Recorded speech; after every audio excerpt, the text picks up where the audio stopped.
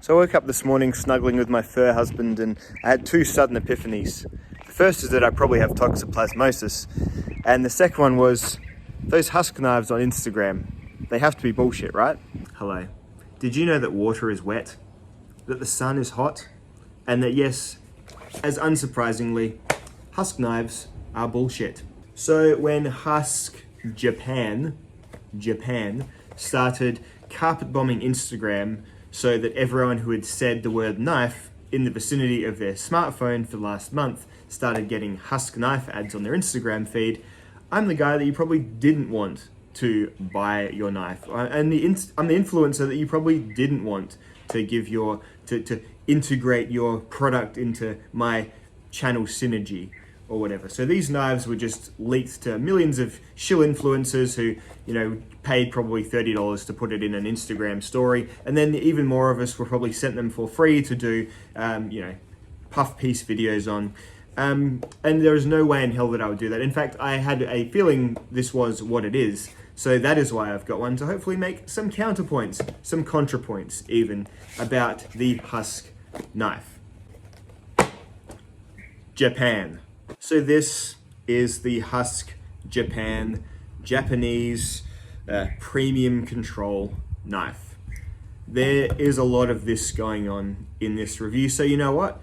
Just assume they're here for the entire time so I can take otherwise my hands are gonna get so sore, my arms will get fatigued holding them up. So just pretend they're here and so I can take them down, but they're still here for basically this entire review, especially when I'm saying the facts about HUUSK as they present them.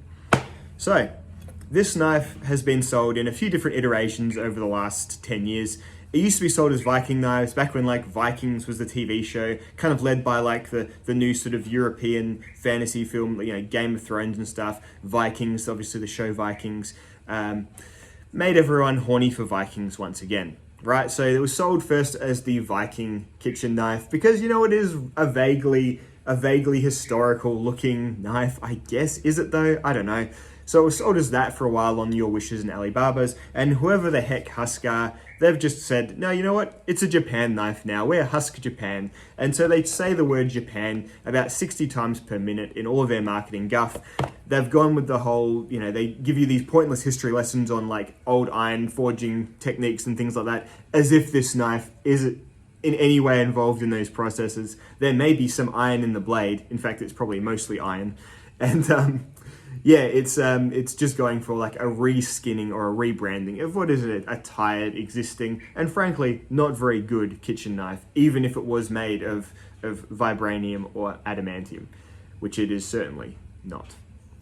So, first thing that kind of gets me offside is that, again, they're saying HUUSK Japan and everything without actually saying explicitly this knife is made in Japan. They don't really say that because that would just be an outright lie. So what they're trying to do is heavily infer that this is some hammer-finished, samurai-produced Hattori Hanzo knife when it is most clearly not. The biggest tell for me was that I ordered it about 6 weeks ago, and when the package arrived, it had come from what is clearly a Chinese industrial district.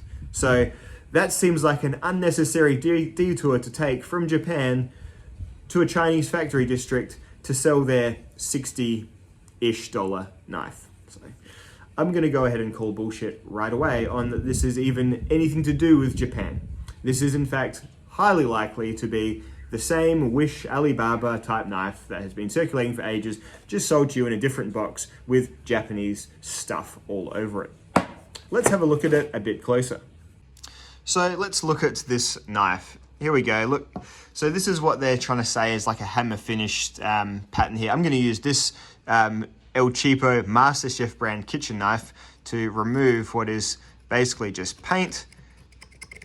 It's homogenized black paint. This isn't some kind of nice charred, forge finished bullshit. They've literally just painted it on, just spray painted it on in the factory. It is just, you can see how shiny it is. It's like an enamel paint, it just scratches off. So it's indeed not a hammer finished, specially Japanese forged knife. It's just simply not. Very steep hollow grind, fairly thick spine, and you can see how fine that tip is because of that hollow grind there. And then, HUUSK Japan once again, wooden handles. And then let's look at this box. Again, if you're making something in Japan, if I made something in Japan, I would say everywhere I could, made in Japan. It does not say that anywhere on this box. It's heavily inferring that it might be made in Japan by trying to really tickle the Japanophiles out there, but definitely not saying anywhere made in Japan. A Japanese made knife will generally say even what district it's made in, because it's a point of pride for them. So this is the specs here.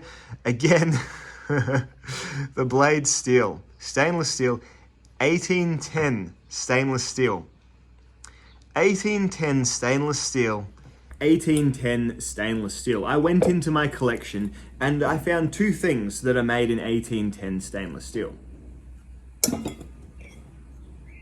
Oh, do you think I meant my knife collection? No. 1810 stainless steel is a pot metal.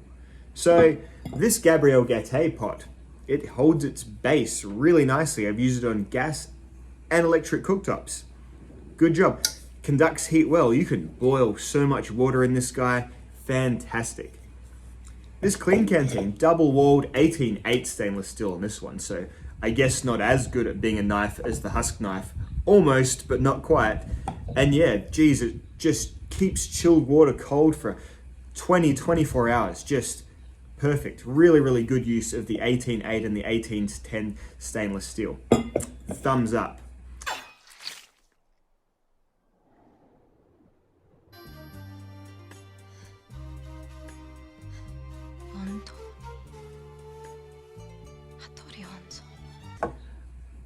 If I was, and I'm not one to get offended on behalf of other people. However, if you are someone who is interested in Japanese culture, knife making heritage, things like that, and the idea of someone putting all this Japanese pomp and inference out there, you know, blacksmithing, iron extracting, cultural, you know, blacksmith processes, and then go ahead and put 1810 stainless steel in the knife that they're saying is a product of that process, yeah, I won't get offended on your behalf, but go ahead.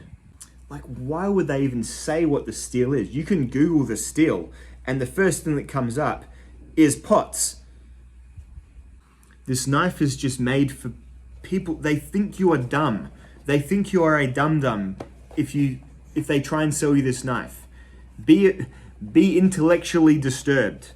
You could literally look at the thing on the back that says 1810 electroplated stainless steel, and you could Google that and you could be like, why is my knife made of a pot metal? You do not have to know anything about knives to do that. It just baffles me. So the blade came from the factory with an edge on it. It's an edge, it's not blunt. It is a very heavily burred edge. And you know why that is? Because this steel would not even hold a sharpening temper. Like, you wouldn't even be able to heat treat it correctly to hold and maintain a burr which could put up a fight against, you know, gravity, let alone being used to cut something. So I'll be very interested to see how this goes in a Cedric and Ada rope cutting test. I call this next trick trying to polish a turd.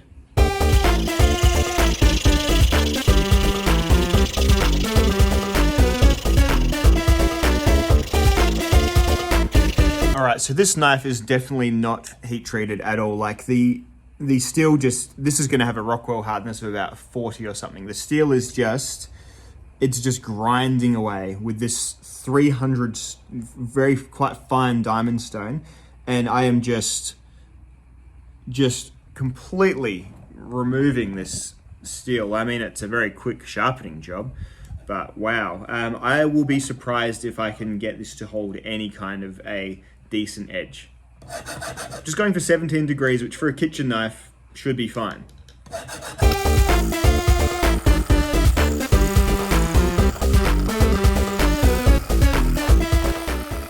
I feel like I need to apologize to my KME.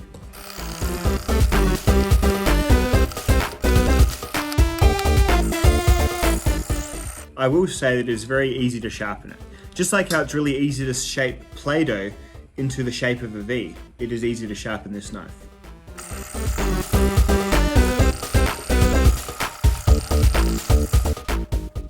So I've made a burr, and it feels like on my middle toe, I have a toenail that for some reason, just as soon as it crosses the edge of my toe, just starts going like that.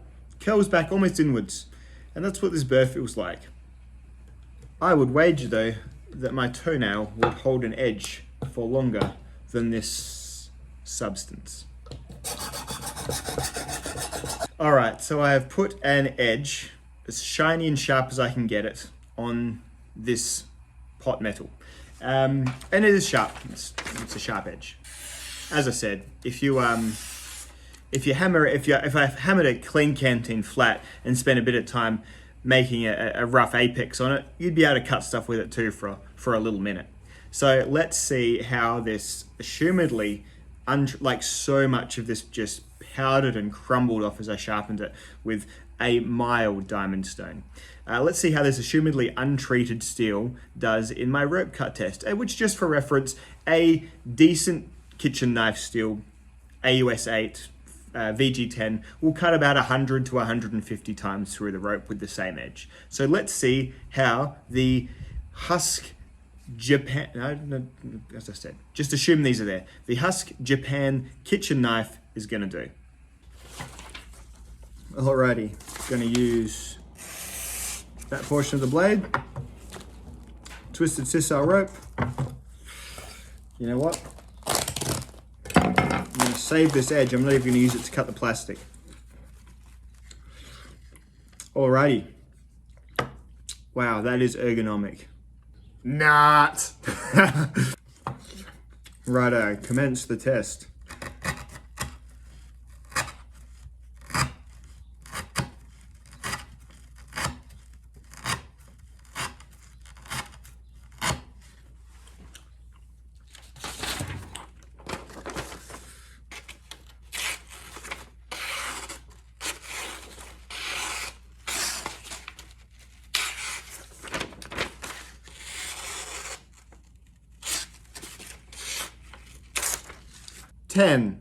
Ten slices.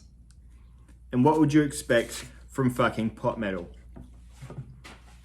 I know, right? Slicing sisal rope, it's not kitchen knife work, and they're marketing it as a kitchen knife. And you know what? It's a knife-shaped object, and it does have an edge-shaped terminating point. So it probably will slice tomatoes and strawberries for long enough. But this thing is heavy. This thing is thick. This thing has this dumb spalted finish, which is going to pick up food and just general crap, making it more of a task to wash it. It's got a very sudden hollow grind, which, if this was made of not pot metal, would be great, because hollow grinds do cut really well and they have sort of good edge life as well. But seeing as it is made of pot metal, it's just going to be frail behind the edge. So really, to say it is anything like a Japanese-made chef's knife is complete bunkum, I say. Bunkum.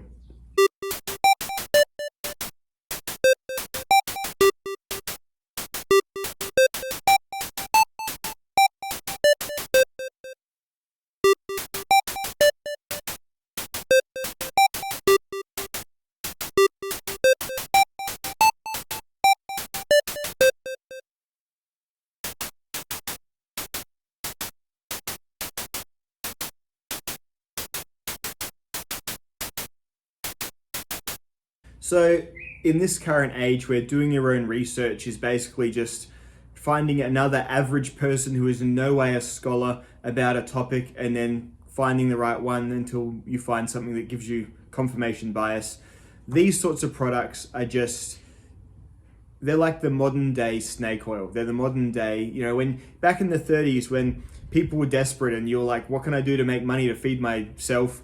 You're going to mix up a bunch of weird liquids and alcohols in your bathtub and sell it at a hyperinflated price in a tiny vial as a brain and nerve tonic. You know, people are going to, they'll spend the money on it and they'll be like, well, now I've spent money on it, I'm too embarrassed to say that I got scammed. It's a bit like how a lot of the time when people are getting on a romance scam or getting like in a dating scam or you know what, they think the IRS or the tax department wants them to pay their tax bill and iTunes gift cards. And so they've been doing that. And it's easier for them to just keep paying than to admit that they've kind of not done their due diligence and fallen down a bit of a rabbit hole. It's easier in the shorter term, which is how most people live in the short term, to just kind of keep going along rather than face the crushing defeat of I'm a dum-dum and I got scammed. So products like this really do thrive right now because frankly, you can look up this on YouTube and you'll see most of the other influencers have sort of just done a very quick 1-2 video saying it's technically a fine knife and not really paid too much attention to the very real problems with this whole platform and this whole thing.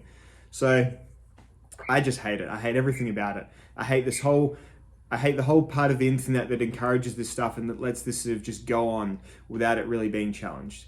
And what used to be was that the YouTube and the Instagram and the free, social aspects where people would just make videos about things from their own personal experience, even that's been muddied enough that there's enough videos out here that you could click on that would possibly even convince you that this is a decent Japanese made knife. And it's just fucking not. It's so easy to prove that it's not. And it's just horrific. And I hate it so much. I hate it so much.